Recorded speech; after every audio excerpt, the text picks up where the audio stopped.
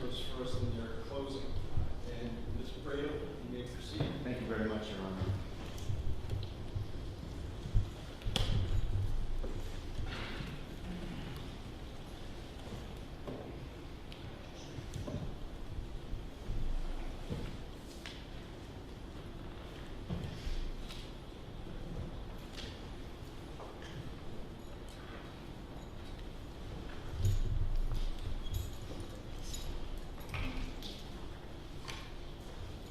May it please the court. Yeah.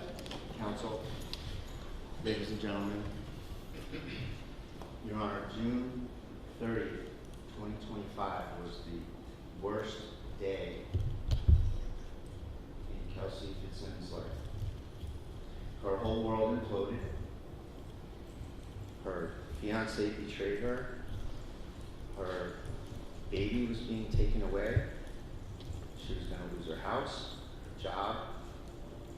It was an incredible confluence of tragedy that was visited upon her that day.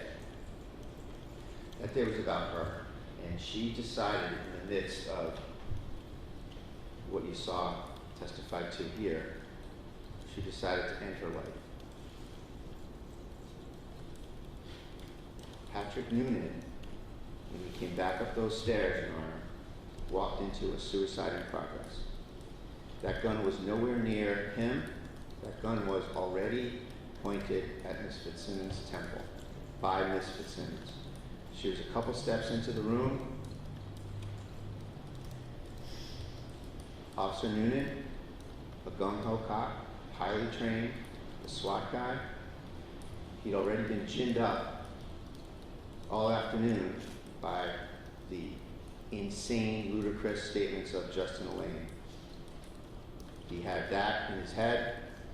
He walked in, and like all of us are susceptible to, he made a mistake. He shot too quick. He reacted too quickly. And instantly, he realized that he had to adjust the narrative. And that was easy, to just add 6 words to the equation, Your Honor. He said, words to the effect, she pointed the gun at me. 6 words. What did those words do at that time period? Those words made him the victim. Those words made him the hero. And those words, most important, made him untouchable. Those words were a defense for his future, his life, his reputation, and they were conveyed to a very willing audience. His colleagues, his brothers, his family, the investigators on the case. So that's really what happened here, Your Honor, and it is a tragedy, and it is something that should not result in any further harm to Ms. Fitzsimmons. This should be over. This should be an acquittal, Your Honor. I want to talk to you about a few of the elements that I know you're going to be concerned about. So, first thing I want to talk about, Judge, is the lack of motive and the lack of intent. Because when it gets down to brass tacks, you know, I know that you're going to look at the law, you're going to look at the credibility determinations, and you're going to make a judgment. And here, this case fails. The Commonwealth ship founders on the rocks of lack of motive and lack of intent. Let's talk about motive. Everything in life is motive. And it's ironic that, you know, us lawyers always say, oh, you don't need to prove motive. But you really kind of did. It might not be an element of the crime, but motive is everything in this business, Your Honor. Let's look at the motive or lack of motive. Fitzsimmons and Noonan are colleagues. They have already bonded over shared tragedies, shared experiences. They were okay with each other. They were friends. Kelsey thought well of him, and she thought he thought well of her. She knows he has a family. She knows who his family is. She's not going to harm this guy. She knows, Your Honor, that he didn't do this to her. She knows that Justin Elaine did this to her. And she's, probably most important, she's been in those shoes before, serving restraining orders. She knows she's just a messenger. She knows he's just a messenger.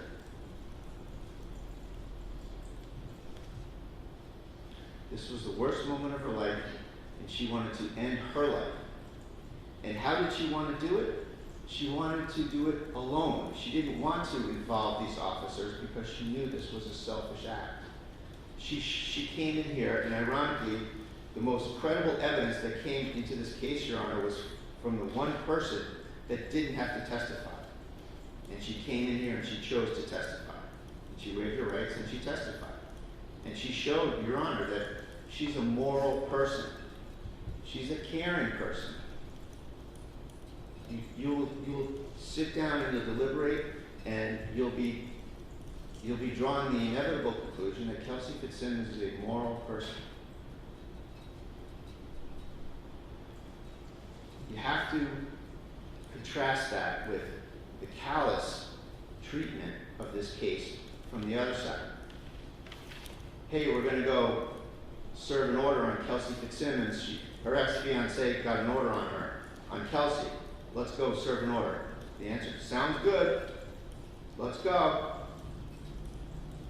Talks to his neighbor. Oh yeah, I'm the shooter. I'm the shooter. She's a whack job. So you have to take these credibility determinations into account. And I know you're a gentleman, but you have to get down to brass tacks on who's who here. What else shows you that she's a moral person? She doesn't want to involve these guys. She's trying to get rid of them. She says, oh, the guns are over here, so she can go where they really are. She keeps trying to give Houston and Noonan baby things to bring downstairs. She's trying to get rid of them. She's trying to get them away from her. She wants to do this on her own. She doesn't want to have some sort of situation where she gets shot by one of her colleagues and friends. It's understandable because she's a moral person.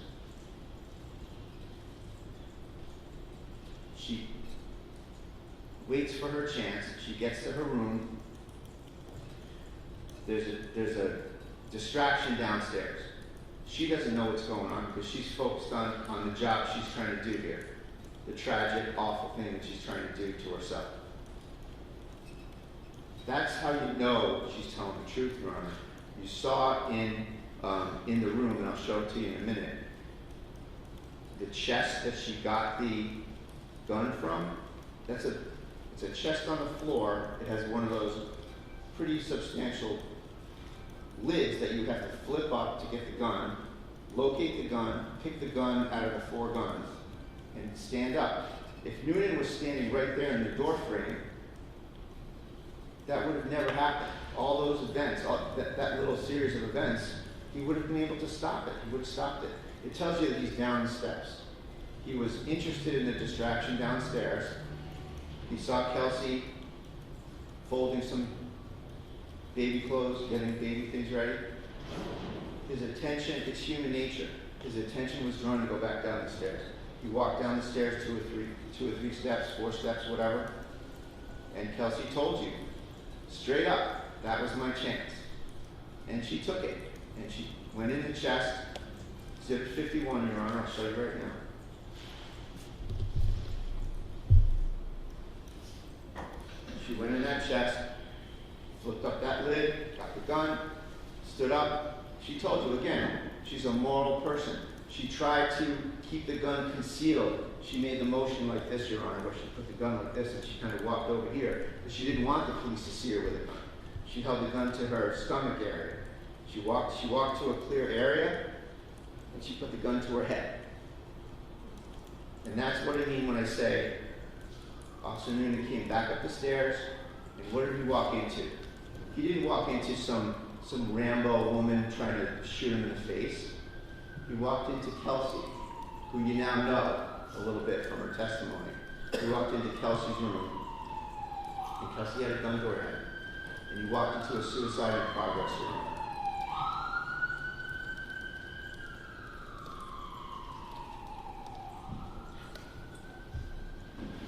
And the man had just been holding her baby, that she chose to hold her baby, that she chose to feed her baby, walked into her suicide in progress.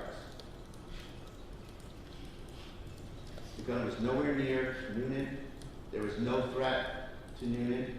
And the law says that an officer may not use deadly force on someone who is exhibiting a danger only to themselves. And that's offered to Your Honor twofold, in the sense that it shows that this was not a reasonable use of force, and it shows you that his knowledge of that statute, as he said on the stand, gives him a motive to lie. He knows that this is not a good shooting. He knows this is not a clean shooting. And that gives him a motive here, Your Honor. And like all of us, we all make mistakes. He overreacted and he shot. He had the look on his face, panic, flustered, he shot. He had made a mistake by leaving her there, walked down the steps, a few steps, and that gave her the chance.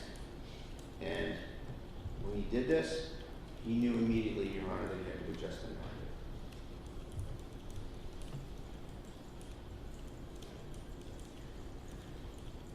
Filtered through the legal lens, Your Honor, that tells us that Kelsey had no intent. She had no intent to harm him. There's no assault here because she didn't have the intent to do so. As the fact finder, you can consider everything you said about motive, that she lacked any motive to harm this gentleman. In fact, it was the opposite. She thought well of him. She knew Justin did this to her. She had just trusted him with her baby, and she had tried several times to get these officers away from the situation. No intent to harm him, no motive driving her mindset to do so. Reasonable doubt, burden of proof, Your Honor. Where the evidence supports a reasonable and more plausible alternative, and that's shown here by Kelsey's testimony, it cannot be said that Commonwealth has proven the case beyond a reasonable doubt. There is reasonable doubt when there are two plausible versions of what happened. That itself is reasonable doubt. The versions themselves, Your Honor, show reasonable doubt. Kelsey's version rings true. Noonan's version is all over the place.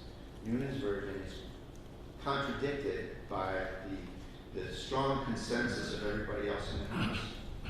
Noonan portrays a couple different stories, but if you want to pick one where it's this drawn-out potential gun battle, where she's backpedaling, sidestepping, tapping, racking, there's commands going on, that takes time. It takes time for me even to say it. Never mind do it. And that's belied by everything everybody else in the house says. Everyone else says, Kelsey no, 2 shots in quick succession, bam, bam. That does not fit with what Noonan said happened. So, on that alone, Your Honor, as a fact finder, I suggest that your duty is accomplished quickly, because there are two extremely divergent versions of this event. And Noonan's version has changed itself. Noonan's version is inconsistent with who you now know Kelsey is as a person. It's self-serving.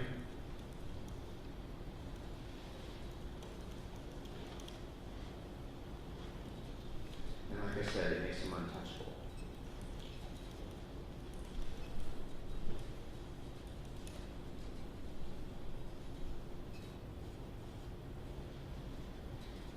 And when you judge it against everyone in the house, he's the only one with the Rambo story. Everyone else has what Kelsey says. He walks into a suicide in progress, he sees it, he reacts, Kelsey no, bam, bam. Brain freeze, mistake.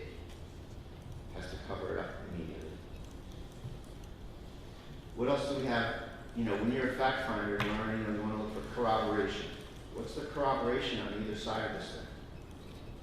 Or lack of corroboration, which is what really it is here. You know, the big one, the big elephant in the room is that this department has no body cameras. We wouldn't even be here if they had body cameras. There's no evidence other than people's words. He said versus she said. That's oftentimes, almost all the time, not a good place to start for the Commonwealth. How many of these guys didn't do reports? What's up with that? Why didn't Trooper Strong put the body camera video on the witness he's interviewing? There's no science.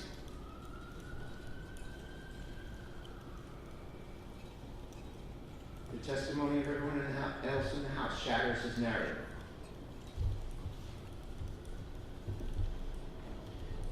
Kelsey Fitzsimmons has been blessed.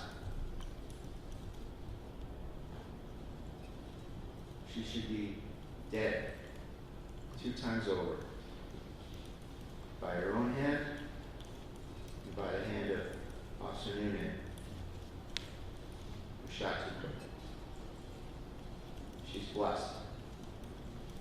She's here today, and she has a new lease on life.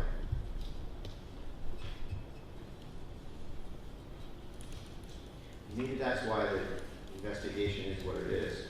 And maybe that's why the story is so sloppy, because nobody expected her to be here today.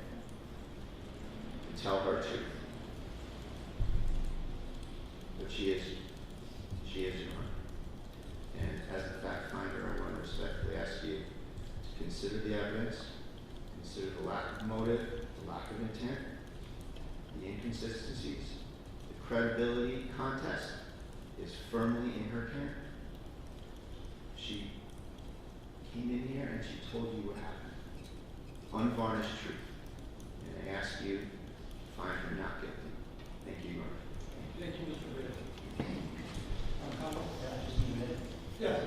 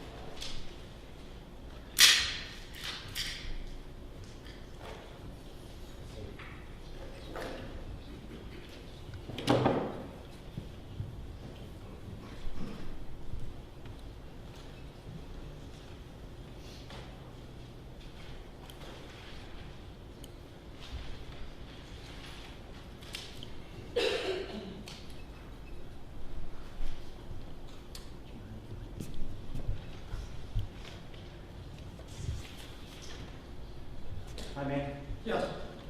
every piece of credible evidence in this case proves one thing, that she's guilty. All the testimony, the scientific evidence, the physical evidence, the demonstrative evidence, everything points to one conclusion: she is guilty. Even her own testimony proves she's guilty. Because it's impossible to have happened the way she said it. It is scientifically, mechanically impossible for it to happen the way she said it. Her story is that she grabbed a gun, put it to her head, pulled the trigger, and it clicked. The chamber was empty. That's what her story is. And that's what Officer Noonan's story is, too. She pulled the trigger, clicked, nothing came out. There wasn't a round in the chamber. She even said she told everybody how stupid I am. I tried to kill myself with an empty gun. But what do we know about the guns? What do we know about her gun? Because after she went to the floor, Lieutenant David picked it up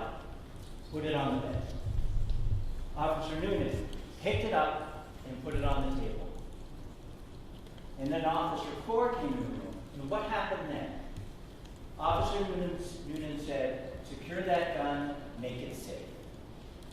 And so what did he do? He took the gun, he found that black box, the safe. He made sure that was empty, he turned it over. He pulled out the magazine that you can see right here. He opened the chamber, and there was a round in the chamber. He dumped it out into this safe and put the firearm in it. And then they stood watch on that until State Trooper Bonasaura took it back in the lab. That magazine that you have in evidence contains 16 rounds. It was a 17-round capacity gun. It contained 16 rounds, plus the one that was in the chamber.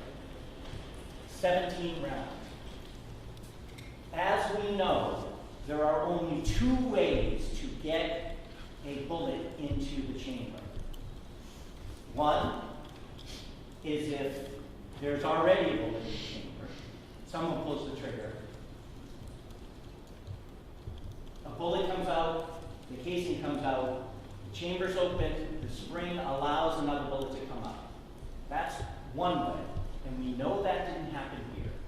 The gun didn't fire because the chamber was empty. The only way a bullet gets in this chamber, other than that way, is if someone racks the gun. She said she didn't rack the gun, but there was a bullet in the chamber. She did rack the gun. What did Officer Noonan say? She pulled the trigger. Nothing happened. She stepped back, tap-racked, tried again, didn't do it, tap-racked again, pulled it, and that's when he fired. She put a round in that chamber. That's the only way it got there. Her story can't be true. She got up on that stand and she lied to you. It's scientifically and physically impossible for her story to have happened the way she said. That's what the evidence shows. But she didn't just lie to you then. She lied again. She lied at the scene about where the guns were. And she admitted that, and I understand that, right? And she said she lied to the police because she decided to kill herself. But when did she say she said that? They had been to the house. They had talked to her, according to her. She now started contemplating all of the ramifications of what's going to happen to her. Because she's losing her life, her job, her son is being taken away, all of these things. And so she's going that over her head. And then minutes later, as she's walking through the house, she says, my gun's in the basement. Because that's the time she made the decision to kill herself. Later on. And we know that's a lie. We know that's a lie because what was one of the first things they asked her when they went to that house?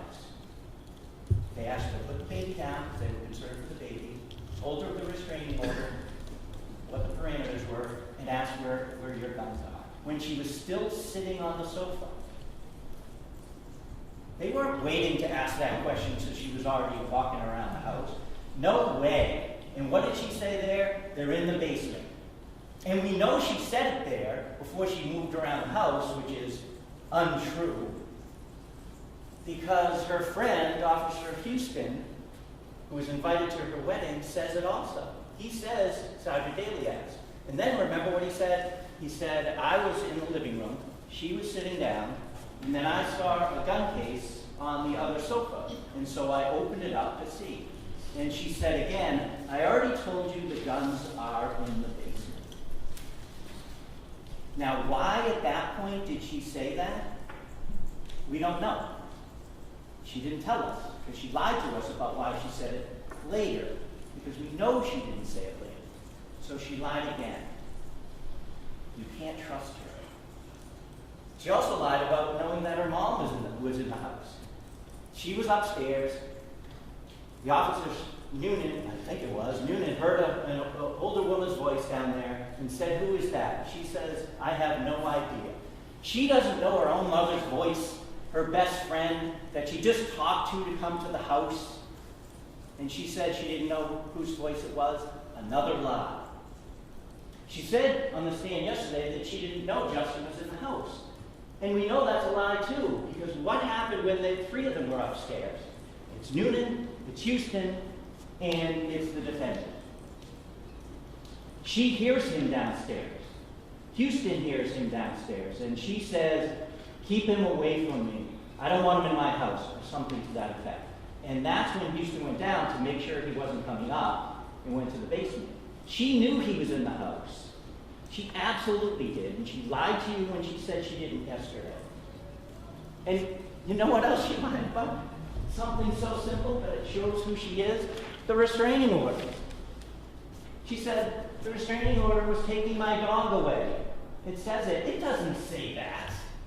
Nothing about the dog in there. I could go on about the lies, but I want to talk about the credible evidence. The credible evidence in this case.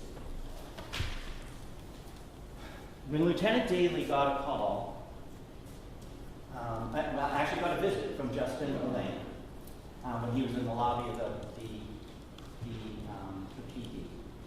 And Justin told him he got into a 9A against Kelsey Fitzsimmons. And Detective Daly knew that she had been sectioned before, that she had guns, that they were taking the child away from her for a period of time. And so what did he do? He called Officer Houston.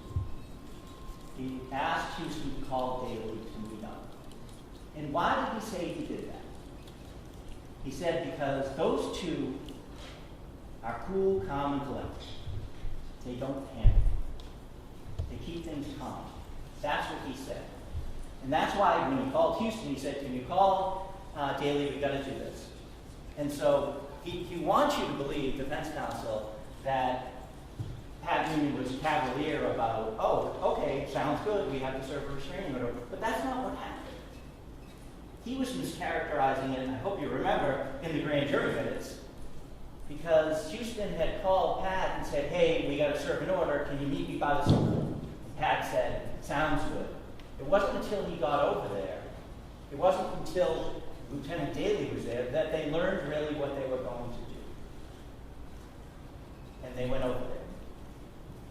And defense counsel asked Daly, "You guys were cavalier about it, you knew her, weren't worried about the guns, all this stuff."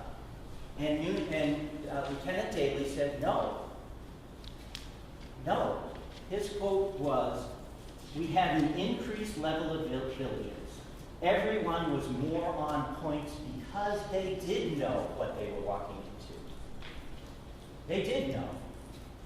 They did know that she had been sectioned before. They did know there was going to be a baby in the house. They did know that she had guns. They did know at that point that she had parked her car far away. This is all going to what they were thinking at that point. They did know all those things. And they did know Justin's concerns. He said, according to Lieutenant Daly, "I'm worried she's going to kill the baby, kill herself, and kill someone else." So that's what they were thinking when they went into this house. That's the credible evidence when they went in there. And what did they do when they went in there? They sat her down, and they allowed her, or maybe they asked her, I can't remember, to go around and get some stuff for the baby because she knew Justin was coming to get the baby. And they were in her pocket the whole time. They followed her around the house, at least two of them, while she did that. And you know that because even Officer Houston said, "I was in her pocket." We went into the kitchen, and I noticed there were butcher blocks with knives on it, with knives in them. And they were concerned. There was no chance they were leaving her alone. No chance they were leaving her alone. Officer Noonan.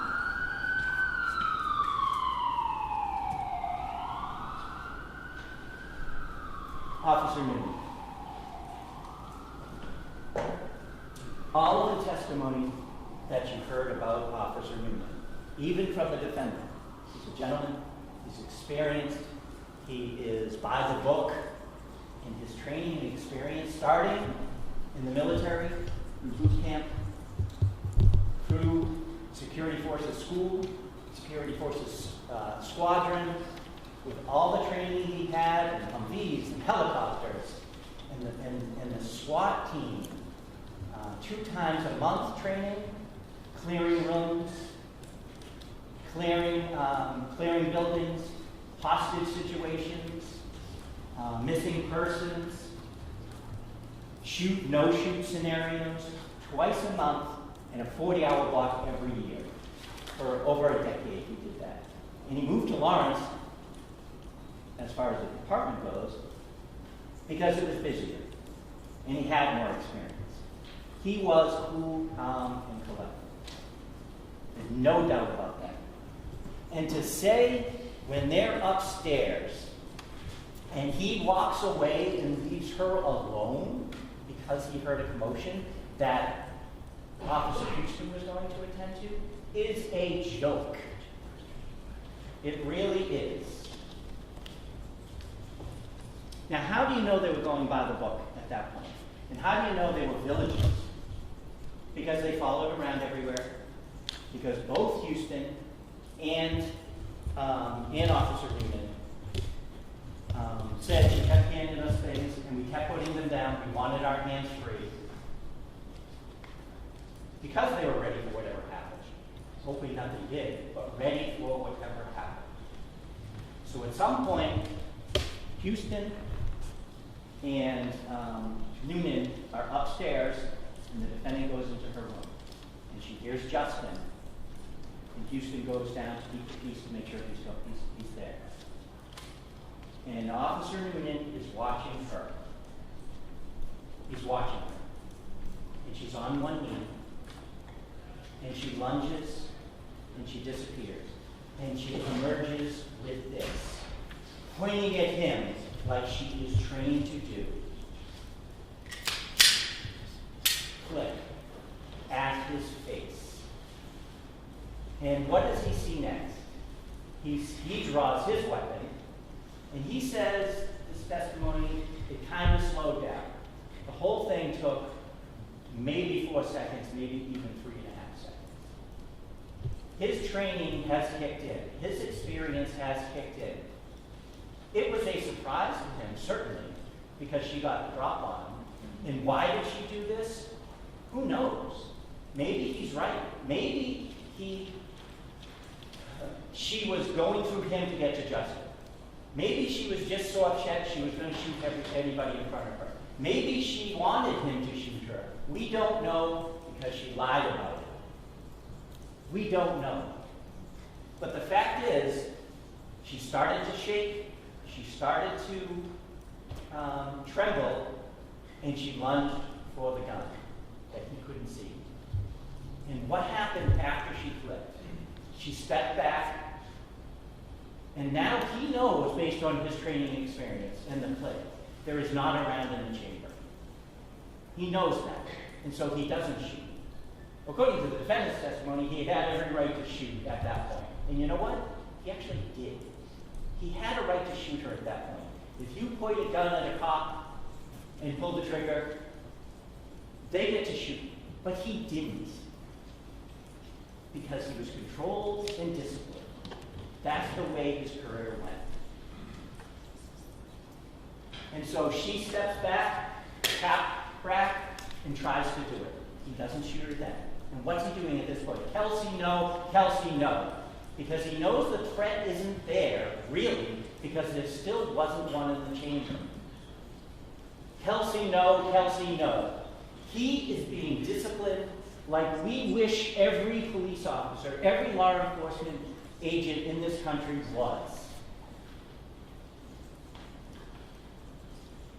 He should be applauded for his actions on that day. Tap rap again.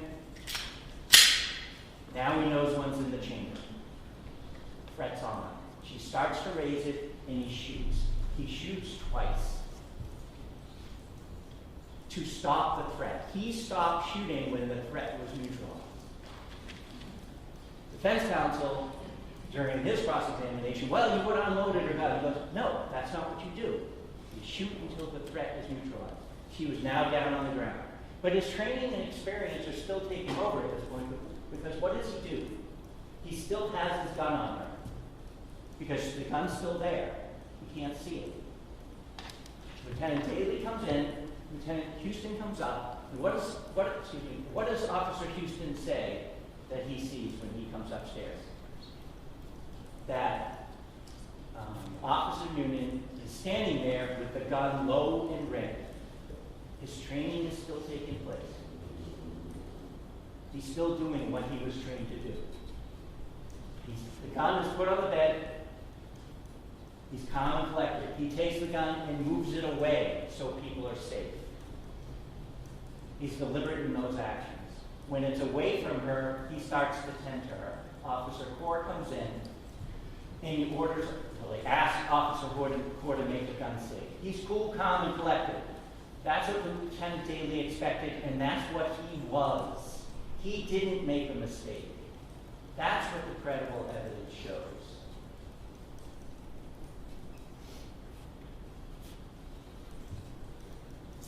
And what did he say to Officer Houston after? And this just goes to state of mind, I know.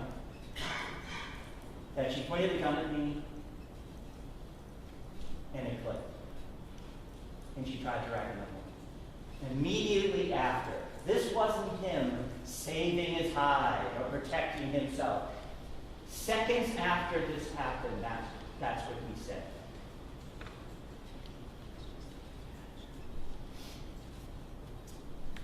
Every piece of credible evidence points to the inescapable fact that she is guilty. Every piece of physical evidence, scientific evidence, mechanical evidence, every piece of testimony from Daly to Houston to Core, even Lauren Page, the mother, even the defendant corroborates what Officer Newman says. Every piece. Your Honor, I would suggest to you there is only one fair and just verdict in this case, and that is guilty.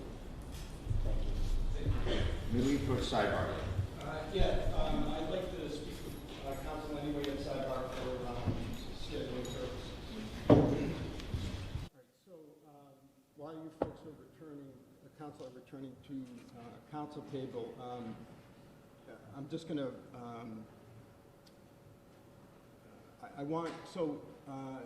we went to sidebar for two reasons. One was Mr. Bradel has a series of objections that he'd like to lodge about the Commonwealth's closing, which I'm going to give you an opportunity to do in open court with the Commonwealth in open court responding. And also, I went over the schedule. So as I told counsel, my intention is to take as long of a period of time as I need to reach a verdict, provide the court staff and counsel with 30 minutes notice, and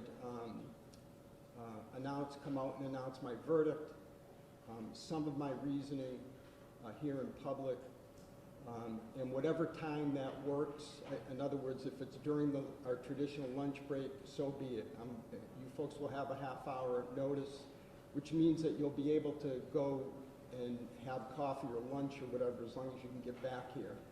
All right, so that's how we've worked that out. We also discussed at sidebar the fact that in a jury trial, we never provide the jurors with ammunition and a firearm, even with the trigger block, at the same time. So my intention is that Mr. Ruane, our assistant clerk, will keep possession of the ammunition, and the firearm will come back in chambers with me, along with the other exhibits. When and if I need the ammunition, they'll be switched out. All right. Okay. Globally, have I discussed what Have I said in open court what we discussed? Yes. Okay, all right. So, Mr. Bradel, I'll hear you on the objections. Thank you, Your Honor. So, Judge, traditionally we do this at sidebar, but as you mentioned, we don't have a fact finder here that we need to talk off to the side to. So, in open court, I'm happy to do this. Sure. Yep, I'll go back over everything I said at sidebar, Your Honor. Judge, the first objections I have to counsel's closing argument center on ballistics issues. The first part is that counsel picked up the gun and used it 3 times. Prior to that, counsel provided what I would consider to be expert testimony on the operation of the gun. I think it exceeded the scope of what Detective Bonasaro talked about. He said that it had to be a scientific certainty that this gun was racked by Kelsey Fitzsimmons. Mischaracterizes the defense position that we're not saying necessarily that it did or didn't happen. We said that Kelsey Fitzsimmons didn't rack the firearm. And we have a completely different version of events. So no one's saying that it didn't happen. We're saying that Kelsey didn't do it. And to characterize it like, you know, that it had to be racked by Kelsey Fitzsimmons is not fair argument, and it mischaracterizes the state of the evidence.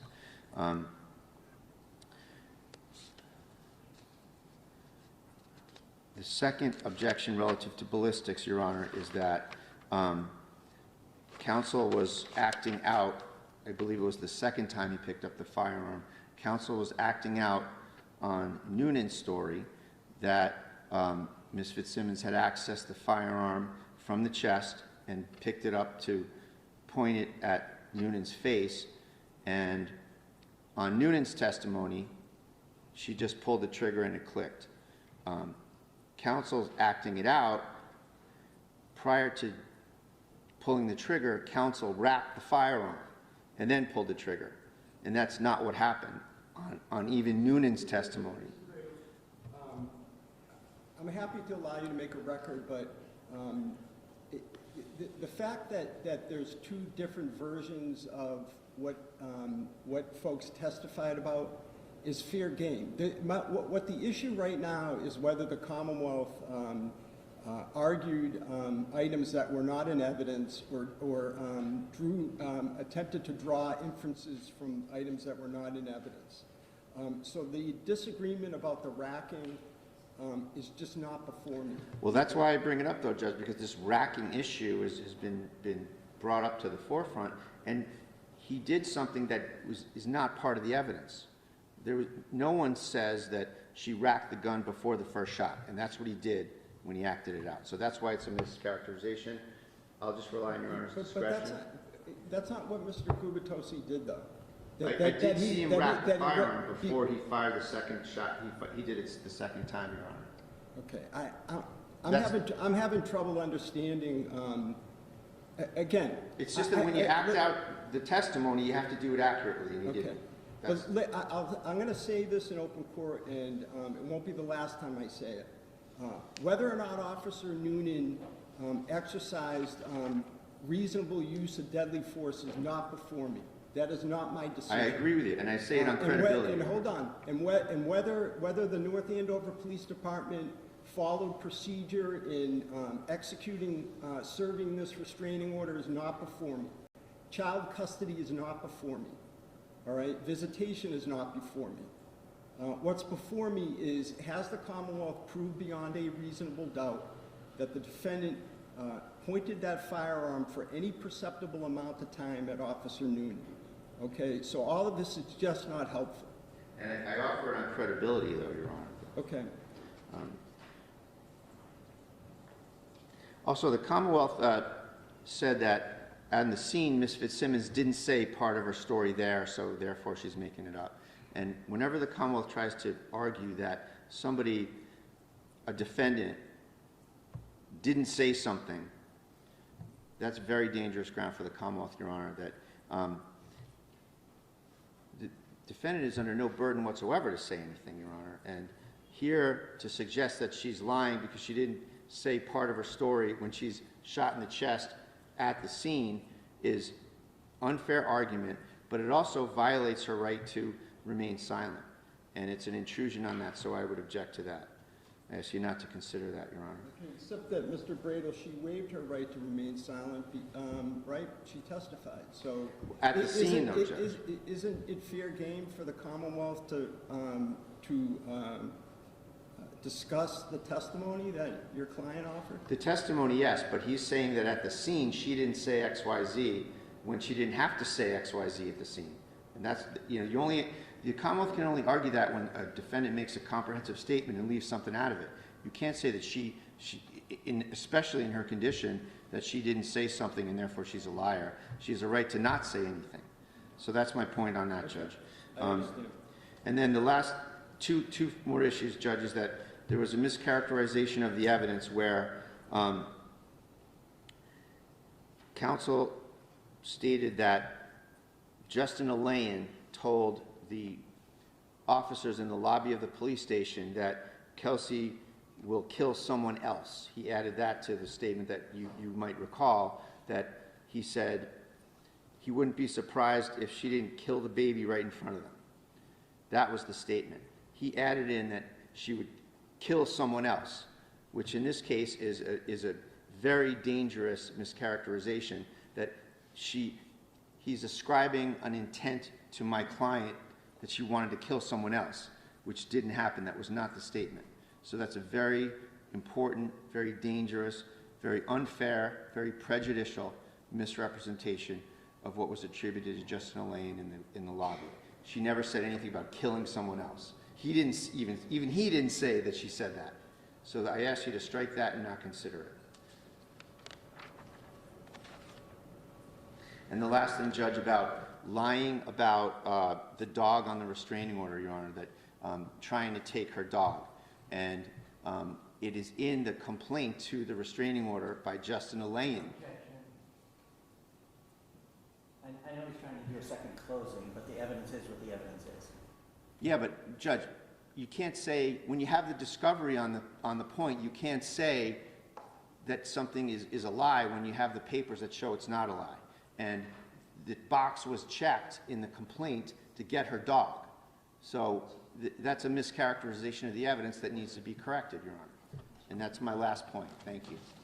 So, Commonwealth, from my perspective, with all due respect to Mr. Bradel, who's done a terrific job advocating for his client, I view that as nothing more than a rebuttal to the Commonwealth's closing. So I'll give you a few minutes to rebut these things. Let me say this, though. I don't believe that there was any evidence before me that Miss Fitzsimmons was sectioned previously. I think that the way I view the evidence is that this is what the police believed. It was part of their state of mind in serving it. But I'm at a loss, frankly, that, in other words, what I'm saying, Mr. Bradel, is out of all the items that you argued about the Commonwealth purportedly arguing something not in evidence, Yes, this sectioning, alleged sectioning that happened prior to this, yes. there's no evidence of that before me. There's mention of it, and it goes to the officer's state of mind. So, and that's all that in fairness, that's all that you argued, Mr. Gubitosi.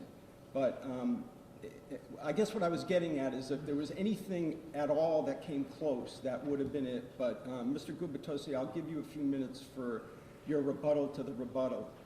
I don't think I trust you to have sifted through what's relevant, what's not relevant.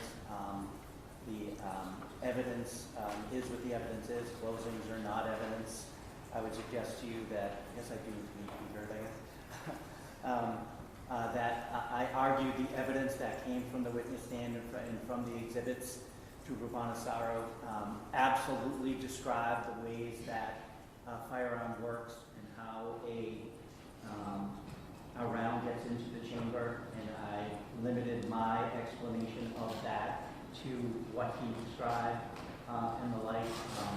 I don't need to make a second close. Thank you. You just did that. I'm a lawyer. What do you think about that? I respect that, both sides. All right, so at this point, why don't we, I said that I was going to step off for the gathering of the evidence. Let me not do that. I'd like the council to just make sure that all the evidence, the exhibits are in order. You'll note your contention on both sides. If you folks can take a look at the verdict form as well, I don't know if you already have. It's not complicated, but you want, Mr. Bale, have you seen the verdict form? No. All right, so one of you, officer, do you mind? Officer.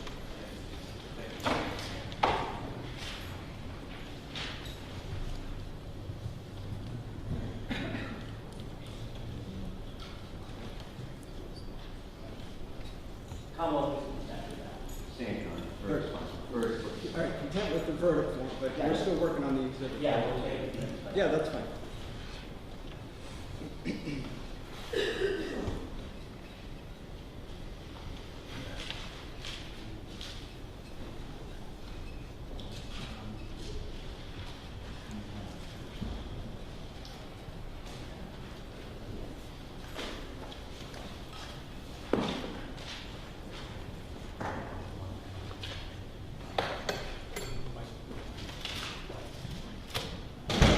Checking what our officers about the availability of this courtroom this afternoon, so we're checking on that.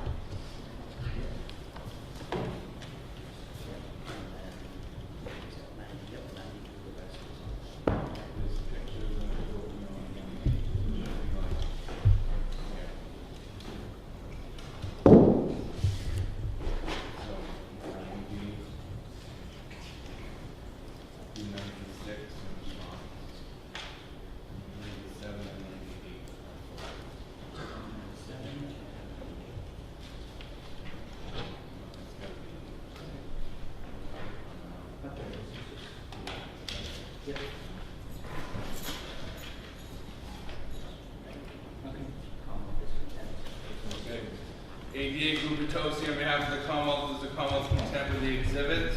Yes. Attorney Bradel on behalf of the defendant, is the defendant content with the exhibits? Yes. And that would be, for both of you, exhibits number 1 through 98. Correct. Correct? Yes. Plus the chalk, Mr. Clerk. Yes, and the jury instruction. Thank you. Yes. Okay, 98, I thought we had, what were there, 100 exhibits? No, 98. Okay. I'm sorry, okay. All right, so in Mr. Wayne, I think it makes sense as in a jury trial for you to swear our court officers in.